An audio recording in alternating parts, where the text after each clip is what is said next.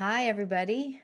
It's Help Me Be Me. This is Sarah Mae Bates, and I'm doing an episode on fear and facing uncertainty. And this is for picturing one person in particular, but it's for anybody who is moving through a stage of loss, like a job loss, could be a relationship loss. In other words, it's an identity loss, a new precipice in your life. And it brings up a lot of shock. It brings up a lot of processing and um, threatens kind of your sense of self. It makes you feel like uncertain of yourself in many ways. I think right now a lot of people are losing jobs. Industries are constricting. At least one of my industries is. And from here, I think a lot of people are on the brink of an uncharted path and really dramatic change and forced growth. A lot of people have never moved through this change before, and it presents so many kind of um, new question marks in your day. Like you have everything is unscheduled, suddenly it's yours to decide, yours to prioritize. And without assignments or without structure, without a timeline, it can really be hard to make a plan and channel your energy. Like, where do you even start? Where do I start? So, in that window of openness, there's a lot to consider. And my main message to people in that stage, outside of just give yourself a beat, allow yourself to process, digest, but really try and get to the energy of uh, inspiration, trust, and faith in self. I think at the beginning, you're really in that desperate energy of who will want me? Who will have me? What could I possibly get? It's that fear, lack, um, less than energy. And if you are in that state, know that what you need to do is really give yourself unconditional love and support and remember yourself. Come home to the power and greatness and capability you have within you. We know that feeling of I am powerful, I am excellent, I am great. We know that at moments of our life, often when we have a construct that allows us to see it, like a specific role. Like we win a thing, we get recognized, but my point is, we have moments where we know it. And I'm asking you to remember that knowing. In order to do it, you have to condition your mind to get there. You have to remember it. We have to tune our perspective. So that's what I'm focused on. The goal for you right now is to remember the energy of safety, spaciousness, empowerment. And from there, you remember how to reach new places. You remember how to be effective, be powerful, be um, an object that commands attention, or a person. Why did I say object? Anyway, so what I'm inviting in you is getting to that place of what do I feel very passionate and empowered to do? What do I know I am great at doing? And what is pure and unfettered within my soul? That capacity, that energy.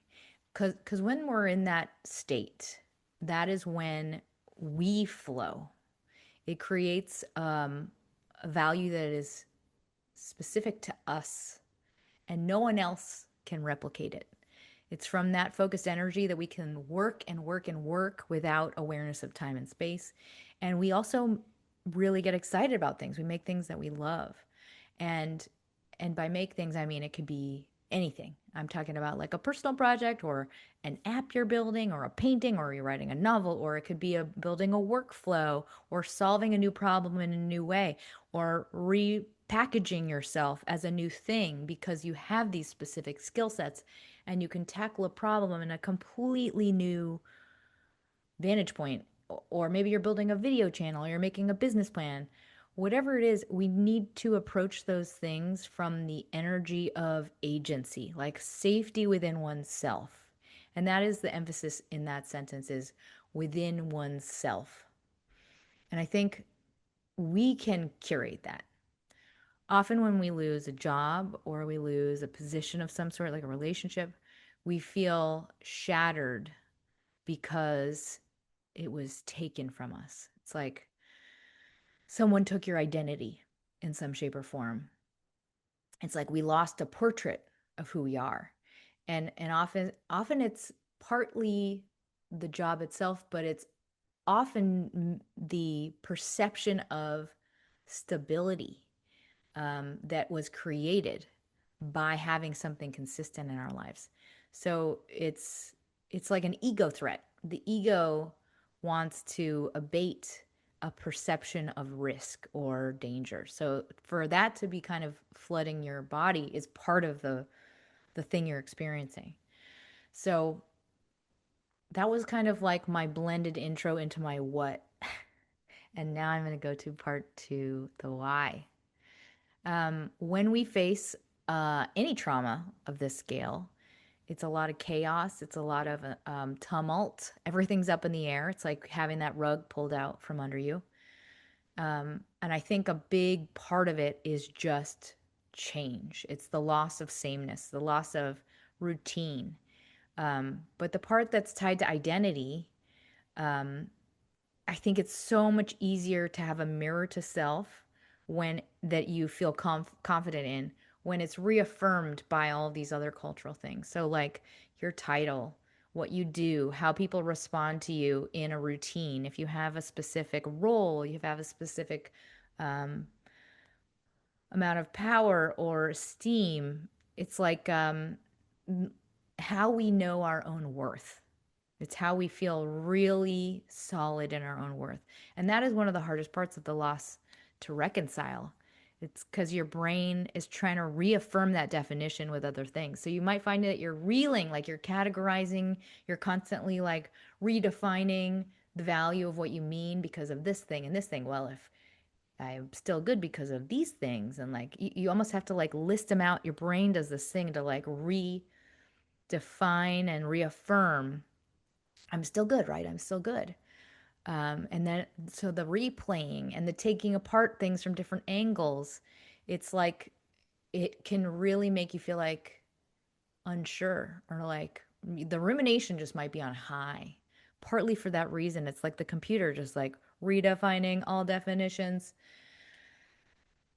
And know that if you are in this position right now, like a lot of people are, the truth is like so many of these types of decisions are made from a very oversimplified place of a bottom line, and they're often quite black and white and haphazard in how they're made. These decisions has nothing to do with a person's real worth. And the truth is there are so many excellent, incredibly talented people losing jobs or being broken up with or in a state of, I never in a million years thought I'd be here. There are highly, highly capable, skilled, talented, smart, brilliant people who go through this. And I know it sounds crazy, but it has nothing to do with you. It has everything to do with a finite set of parameters and likely a sheet with boxes on it. And it it's hard to do this in practice, but I'm asking you to take the you out of this situation and really step back from it and see it from like a bird's eye view. So many of the biggest layoffs come from misinterpreted, you know, solves to a data or a quota problem. You know, like it's a solution that was arrived at from a place agnostic of reality. It's like, oh, we'll just do this. Beep, pressing a button. It's not so much um so so thoughtful as it should be. Maybe that's not true in your situation, but I do think taking yourself out of it and really seeing it as uncharged is a way to remove some of the tethers it might have to your meaning, and know that this is it could it could be one of the best things that's ever happened to you. I know that that sounds crazy, but yes, you have to digest the shock. You have to take your time, but come home. The path we're walking right now is to come back home to your value and knowing it, remembering and knowing it through and through, because that's something that you decide and then you project it outwards and other people recognize it. It's that energy and that knowing that you inform other people of, and they're like, oh, I see it. I can feel it. I can see it. If you ever interact with a powerful person, it's like an aura. It is such a you recognize it like you're seeing it painted on the wall. It's just like a it's instant, and it's immediately commands respect. So know that you get to embody that value. You can create it no matter what is happening in your life. So with that, here's part 3, the how, the tools. But first, a brief word from our sponsors.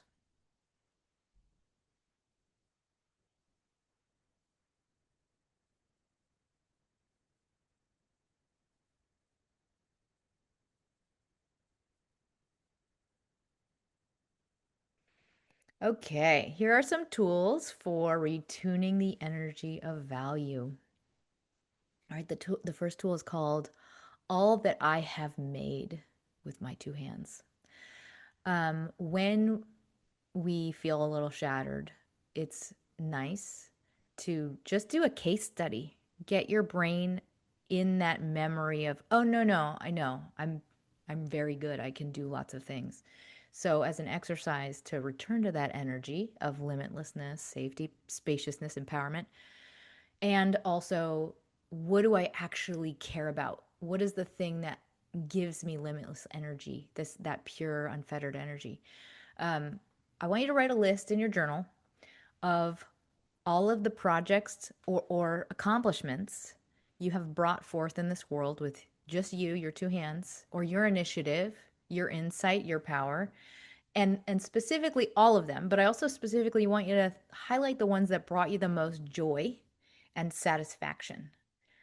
And these should be personal and also professional. Like could be like a family related thing. Just jot them all down. And once you do that, I want you to go back to that list and look at what are the commonalities? Like what do all these things share? As a final step, if you feel so inclined, I want you to ask, where can all of these things, what are all these commonalities? Where can those things exist in something I can do in the future? And when you bring all of this energy to the surface and when you really focus on this, what will happen is it's now energetically present. It's now a little beep, beep, beep, beep signal. And you'll find that it just shows up in your life. It's like weird and magical. The world is literally weird and magical. So you might end up finding like, oh, there's an event that's happening. It's like coincidentally in my neighborhood. It's right tonight and it's related to this thing. Just notice that. Just be open to that happening. All right. The next tool, I know I will always be okay. This is a quote from somebody that I'm paraphrasing. I'm rewriting it slightly. I was hanging out with a friend recently. We were talking about shifts in the world. And the reason I wrote or I thought of this quote is I think that is a memory that I personally now come back to when I go through this catastrophizing stage of like when I think, shit's going to hit the fan and I'm worried about work or I'm worried about some situation that's like dramatic and political. I'm like, "Oh my God." And then I go into like contingency planning and I'm like thinking of worst case scenarios. What I always end at is this memory of knowing myself, which is like I will I will always be okay. I know I will figure it out. I have faith in myself of that. And my friend said something similar. And I wanted to hand that process to you as something to go through today. Go through your catastrophizing, go through your contingency planning. Know that, yeah, things might be really bad. Have a memory of a time when you in your life when you went through really hard change that forced a lot of like new thinking and uncomfortable uncertainty. And then you struggled and you were really deft and it took time and then you figured it out. You will figure it out. Get to that play playing out of the future in your mind's eye and know that, like, oh yeah, of course. Of course you will. Absolutely. Know it with clarity. There will always be a way for you to survive because you will be relentless. Know that. It is literally true.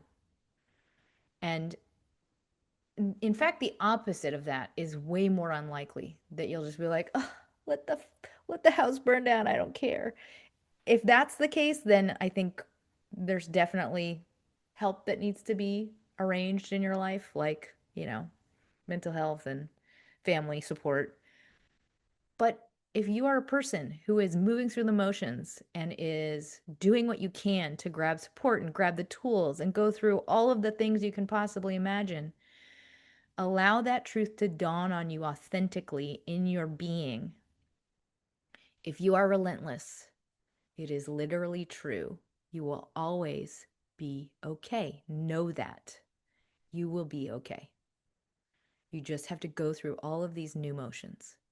And it's going to feel not very fun, but yes, you will be okay. You will be okay. My next tool, I don't remember why I called it this because it was very late at night when I wrote it. I will figure it out as I read it. Beacon connector versus poopy pants. Um, Focus on trust, be a beacon for excellence. Okay, I'm just going to keep going. I don't remember why I wrote this. We have to keep our energy tuned to potential and excitement. And oh, okay, now I remember. So there's this thing that happens when you're moving through a new stage of plotting your own path and nobody has laid it out for you. There's no like job description, there's no calendar, there's no timeline, there's no meetings booked. It's just you on you on you on you. You'll get really hopeful and fixated on like any new opportunity. And at least what my brain does is like, oh, this is it. This is the one. This is going to be it. Everything's going to be solved. It's going to work out. And in in the timeline of your life, there will be like an odd but more a higher number of those things than you think there should be. Your body will not want there to be that many things that you think are going to be the thing.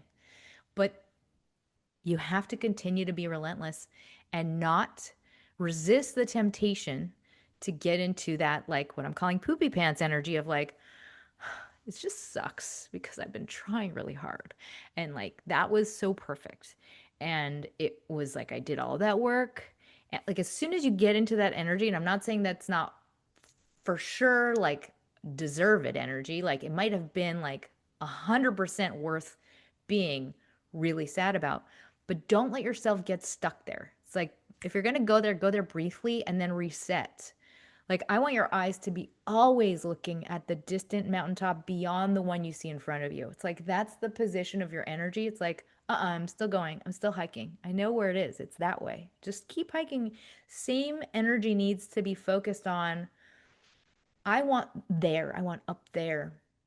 Because what happens is we will be so on it. We'll be so tuned like a highly oiled machine that's operating on like all these cylinders. And we'll be like, this is the opportunity I've been waiting for. And then we move through that opportunity and maybe it like doesn't work out. And immediately we lose all of that positioning. It's like you need to keep it and be like, nope, no sweat. I'm still on this track. I'm still a highly tuned machine because that is the energy that it is going to get you to where you want to be.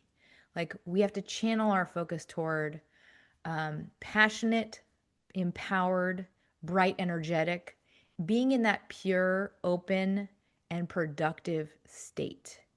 And it sends it also out to others. Like I'm an optimal machine and I'm operating at such a high level. It sends that energy to others. It's almost like there's zero drag on our person. There's zero friction on our person. And if we are not in that state, or if we're in that like pouty poopy pants energy, it's like it's not on. You're not on the same wavelength as you were before. It's less optimal. But you know what? Second half of this tool I'm just adding, you're a human being.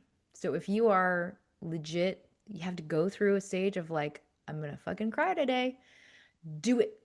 Don't, no judgment. Like let the stress come out of your body. Cause like it's almost like your body's way of cleaning itself out a lot of the time. When you have like a good cry sesh, it's like so many stress hormones are being released that you're like, it feels like a relief when you get back, when you get it out sometimes. So I'm not talking you out of doing that. All right, the next tool, you might not like this one. I have to put it in though because there are so many hard things in my life that now I'm like, wow, I fucking needed that to happen so badly. This too is a gift. And if you can see it that way, it becomes it. And this is the tool. I want you to, as an experiment right now in your mind, imagine like it is, kindergarten and we're all playing this like imagination game. I want you to imagine this is a gift and just literally imagine that that's true, that it is like the beginning of such an important and wonderful change in your life. And I think that there is, I don't know, serendipity. It it might be like such a devastating loss, but forced change arrives for really important reasons in our lives, as do coincidences after forced change. And I'm talking about like just witness the things that enter your life and don't take them for granted, like people you run into, or, you know, a thing that you notice because it's top of mind because of what's going on in your life, or like a thing that's pointing you toward another thing you just happen to want to do. You never had time to do it. I think that there are energetic angels guiding us, nudging us at all times. I know there are, partly because my friend Lori Burns can hear them very explicitly showing her things. But I do think we all have access to that kind of these little intuitive nudges. And in order to really hear them, we often need to just be in an open state where we can calm our brain and be receptive. The first step is just the intention to be open to nudges. And I think that a lot of people maybe don't validate what their chosen life path is, or don't feel enough conviction in what they want their life path to be in order to pursue it. So this could be a moment in time to allow yourself to explore that. I think a lot of people get criticized for wanting to have a certain life that is built around certain things. An example is like moms that work a lot are culturally kind of judged for that.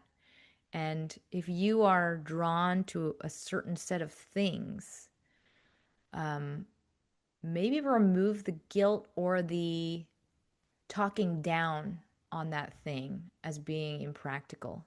It's like the one thing I noticed about so many kids that grow up. I went to a school with a lot of rich people who had a lot of famous parents.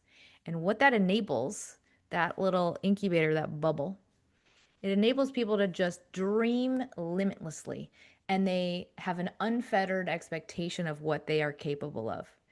And that's what I'm like, maybe you can have that too. I can do anything, and it's all valid. Now, what do you choose to do? And I'm guessing you have a lot of passions that maybe were not validated ever thus far.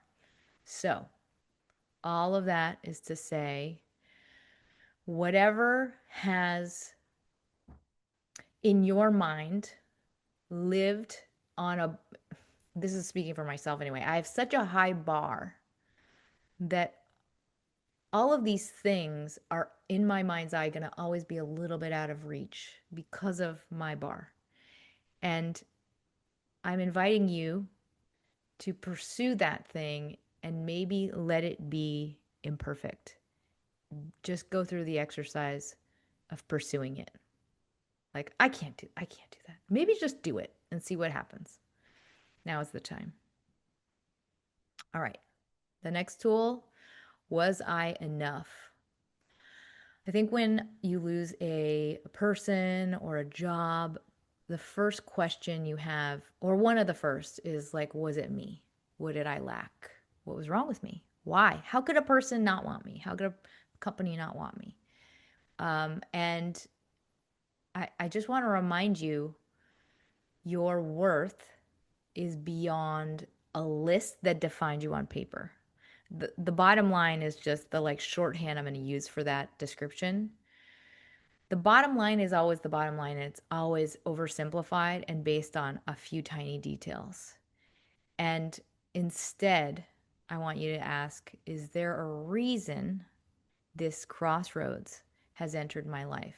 Like, what is it here for? What has it unlocked for me? This is like an unrelated description that probably won't make a lot of sense, but I'm just going to throw it in here. I feel like the visual metaphor I have for the future in my mind's eye is that it will be kind of more individual based. Almost like I keep picturing this city in Blade Runner where there's all these little like ship kiosks that fly in the air in this like very dense city. Only it's like you as an individual person with your bespoke talents and identity are a one person business. I know that makes no sense, but I keep picturing it. And I think, this little glittering city of individuals, each person, now more than ever, because of the proliferation of AI technology and infinite compute, and the fact that like it can do everything in all spheres for everybody. Now, what does an individual mean? What does a person mean? And that has become way more stunning and interesting. It's a service, a voice, a fill in the blank that only they can bring. So, what does that translate for you? What does that translate to in physical form, in interactive form? Is it a service? Is it a product? Is it a new thing? There are an infinite amount of undreamt, unwritten individual entities, these like individual based thing. I'm on a tangent. My point is what you are has nothing to do with the list that was you in this workplace. And what you are is intangible, it's limitless, it's much brighter than the role that you played. And so, where you take these skills, this energy, this brightness, is completely open. And I invite you to like really think about what that energy means. What do you love? Like, what do you really care about? What gets you really excited? And just channel that toward something. It just feels at the very least so it's like such a relief to have an impact in just your own view of yourself and your life. All right, the next tool, halt. An oldie but a goodie. I think this is maybe Tara Brock, could be Marsha Linehan. Hungry, angry, lonely, tired. HALT stands for hungry, angry, lonely, tired. I wanted to call this out because in stressful times, we forget the drug state that hungry, angry, lonely, tired is. It is like legit hallucinatory. The world it creates in your mind when you are any of these things. I'm going to add stressed to that list. Halts. I would also call this bottomless pit state. The ego becomes a black hole. and nothing fulfills it, nothing relieves it. It is limitlessly dire. So when you are in that state, hungry, angry, lonely, tired, stressed, recognize immediately, oh, I'm in the bottomless pit state.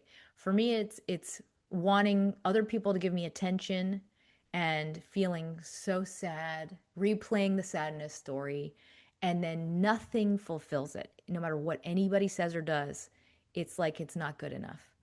And when you have a lot of stress, when you notice, oh, I'm getting the bottomless pit is presenting, the first thing you have to notice is, oh, I'm here, I'm here. Like you'll start to notice yourself like, you know, just judging whatever other things happen in your life. Well, if they really cared about me, they would have done blank. Or, well, clearly nobody cares. All of the narratives will be like taking whatever might be positive to get you out of it and flipping it into something negative. As soon as you know that that's where you're at, like, oh, I'm here. Nothing is changing it. It'll be a deliberate and little silent, like third person decision to get a head change. And by get a head change, I mean like you gotta almost pretend in your mind that it's a different day and you're waking up to do a totally different set of things. For me, that's like, okay, I'm gonna not be around people. I'm gonna stop this pattern, whatever it is, and I'm gonna like take a hot bath and like watch a bunch of movies. Or I don't know, fill in the blank for you what that would mean. For some people, it might be like, and now I'm going on a hike and I'm like gonna jump into another day version of myself. Like you might have a conversation with people that have no idea where you're at emotionally and just be in a happy mood with those people as a means to like change the channel. Another word I use for it is zagging. You got to change your nervous system, change your environment, and jump channels. Okay. The next tool, remember Bluebeard. This is a little bit of a departure from the tools I'm talking about. I put it in here because I just want to remind you to trust your instincts. And because I think it's really hard when you're on your own to make decisions. And I think there's a lot of self-doubt, there's a lot of second guessing, there's constant like analysis of like, well, I don't want to mess this up and like what should I do? There's like this weird little twinkling we get in our belly of like something doesn't feel right. And I want you to remember that that instinct is there and not to discount it, especially when you feel like when you start to get into a desperate state in your life, like graspy, like, am I enough state? It's easy to like ignore that little voice, that little twinkling of like, something doesn't feel right. Trust yourself. The Bluebeard, I think it's Grimm's fairy tales. The Bluebeard story, I think it's cool because it's like something that sticks in your memory. Um, it's a young maiden is her parents are looking for suitors, and this glorious carriage pulls up with this like very wealthy suitor, and he gets out of the carriage and he's lovely and charming, except he has like the creepiest blue beard. And the young maiden is like, it makes her feel creeped out and unsettled and like wants to run away from him. And that's such a cool visual metaphor. It's like that sick twinkling. And that is the first clue that we must trust your gut. Your gut will tell you. Learn to tune into it. What does the twinkle say? You know the truth. In the moment, you know it. And if you don't confront it, so the rest of the fairy tale is like she gets married to the guy, she just ignores it. And then she's in the house one day and he's like, I'm gonna go out. Like, here are the keys to every house or every room. Go in any room you want, but don't go in the room that has this key. Don't whatever you do, don't go in that room. And of course, she goes in the room, and in the room is like a bunch of bloody dead bodies of other princesses. And like she's like, oh wow, I'm gonna get murdered. Goes and gets all of her family, and then gets safe and gets saved. But like the message of the fairy tale is, if you don't go against what you're told, and if you don't go against the popular wish for you, if you have that bad feeling, you're going to end up getting murdered metaphorically. Like it's the truth is there, you know it. And if you ignore it, it's going to be worse in the end. Trust it. There is a reason. I had this recently with somebody and I just felt so uncomfortable. I just felt like really intensely uncomfortable. And then I cut off this relationship. And I found out later this was a not savory person. That's like a different kind of example. I'm talking about like trusting that, including when it comes to, I don't know, a prospect you have that feels like I should do it. I should do it. It's too good to be true. Or like I needed it. Like if your brain is trying to talk you into something, but your body is telling you something different, like trust your gut. And even if you're being called a bad girl and not popular, a bad whatever, if you're criticized, it's okay. Like your gut is smarter than those things. Okay, the next tool. Why am I not there? I think a lot of times we get really grouchy and like resentful toward life, but also toward ourselves. It kind of turns in on you if you stay in a situation that you don't want for a really long time. And we start to just see it as like, oh, I'm just stuck, I'm paralyzed, and it's me. It's like we start to really judge in ourselves as inept when in reality it's often just ambivalence that we're not addressing. Ambivalence is hard often to force ourselves to process because one of the facets of the ambivalence is an impossible truth. And by impossible truth, I mean we will have like a foundational need for safety, security, or a fear of change. And we will think in our mind's eye, because of this fear of change, I refuse to advance toward anything that might threaten that. And so this little like unconscious negotiation is making us not act. However, it is all old energy that's not actually true for you present day. And so in order to really get ourselves to confront that that is not A, not true, B, old, and like kind of like a little, it's a rock in our way that we can step over instead of being like, this wall's here, I just can't move past it. Like we really have to just process how we feel about certain things and talk about them. One thing that will happen when you allow yourself to like really call out the ambivalence is you might be able to see the thing you actually want is in the gray. The thing you actually want is a new thing that unites both of those personalities. There's a solution that's in the middle.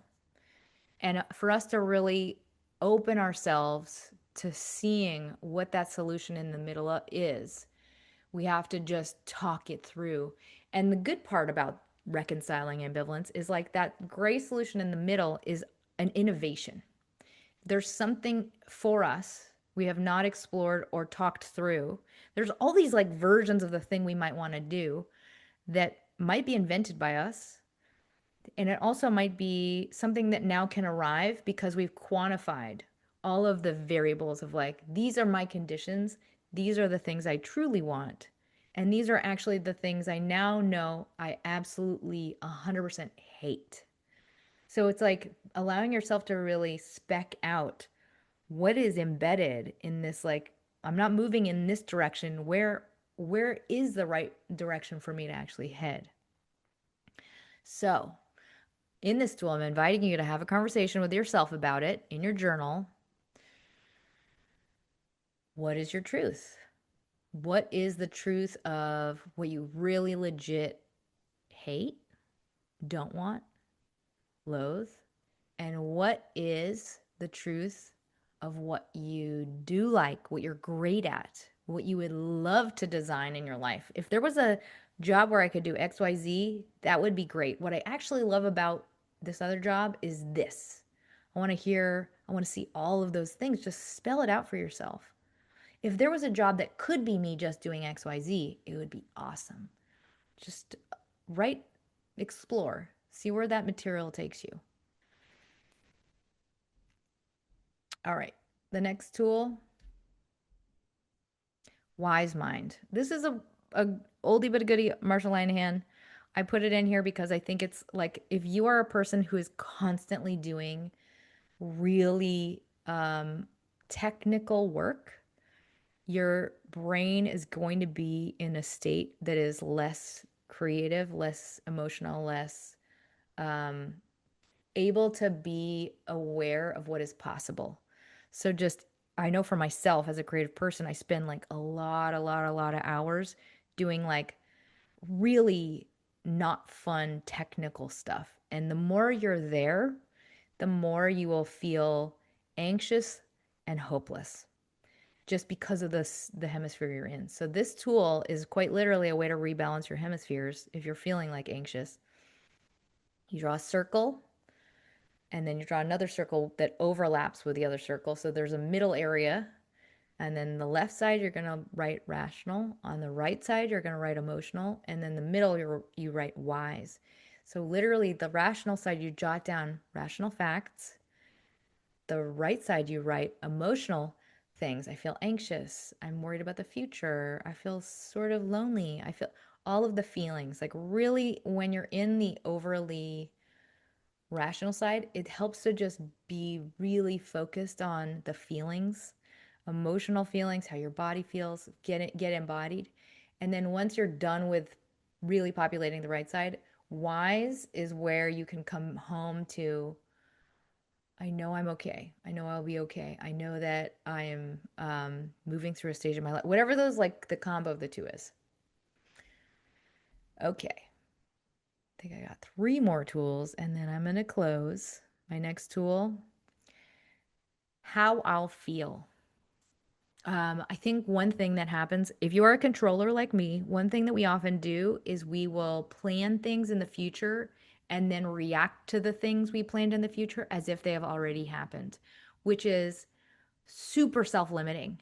So if you have like a habit of saying like, well, I don't want to try and get that job because it will be maybe in San Francisco and I might really like this person I'm going on a date with, which means I won't want to move there if I get it. So I'm not going to like if you're planning against taking actions that could result in something great, take that off of your plate. Like, it's not your job to plan contingencies that prevent you from taking positive actions. And if you are worried about it, know that get there first. Get there to that point, and then know that you have the agency to decide what will be. Your only job is to just put energy toward future potential and stay in now. Don't predict what will be. Don't predict what will be wrong with the thing, what the worst case scenario of the thing is. Like, you decide when you get to that, when that thing actually happens, you will decide you will handle it. From here, only focus on really positive potential. I'm talking specifically about jobs and whether or not to pursue opportunities or open yourself to opportunities. I'm not talking about like, marry that person. Don't even think about it if it's right. I mean, specifically that. All right. The next tool, the truth is always a relief. I think one thing we I have when you catastrophize is your brain tells you like, oh, that thing is going to happen. It's going to be terrible. That is um, old trauma acting up in your body. It's like a muscle memory. I usually have this when, or I don't know if I have it so much anymore. I used to have it a lot when everything was okay and um, routine and positive for too long. My body would start to get really, really freaked out. And I'd be like, something bad's going to happen. I feel it. This is not real. Couldn't be sustained. Partly because I had such a cadence of like trauma as a younger person. But know that like that fear is completely inaccurate because when we are aligned with what is, it is always a relief. It always feels like a relief. It's 100%, even if it's like you're recognizing something you didn't want to confront, it's like as soon as you're in it, it's like, ah, I just feel like relieved that now I know. It's so much better to just be in it. And therefore, the anxiety is false. That's kind of the point of that tool. All right. And my last tool, get to the data. What has made you happy? I put this in here because I've just been realizing I've been working so hard lately. And I think probably for like the last year, I've been working harder than I think I've ever worked.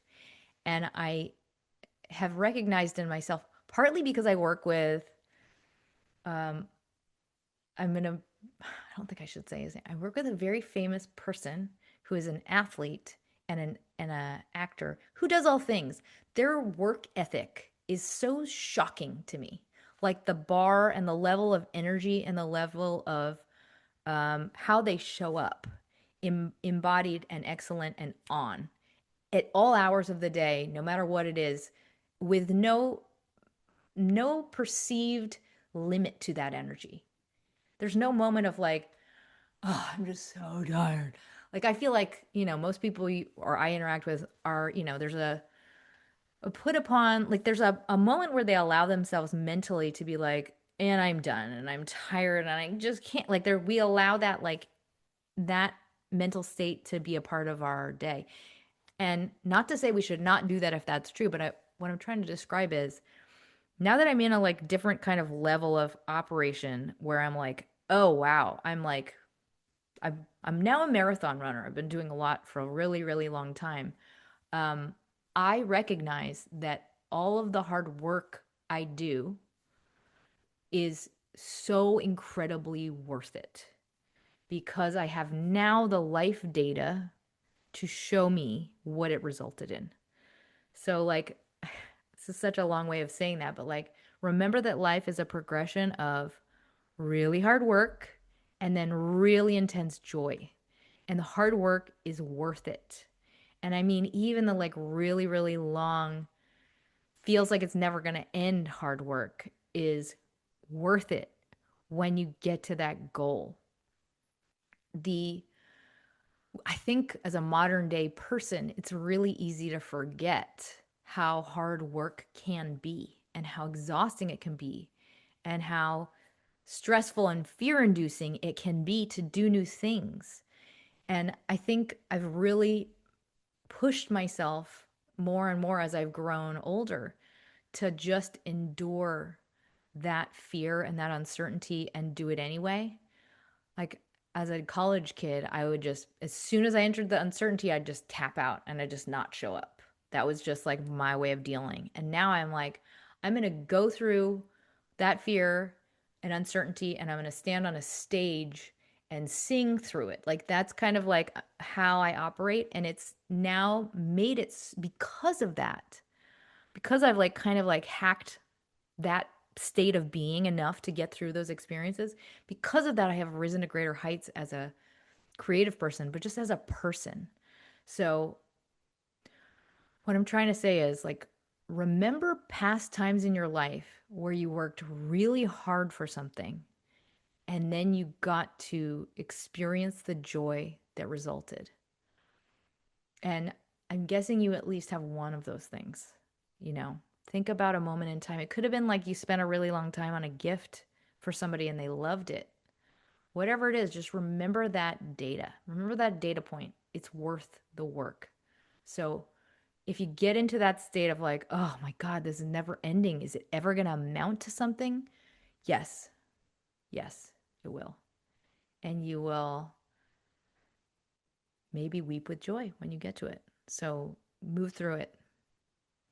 So I hope this is helpful. I hope I did not make you feel more stressed in any way.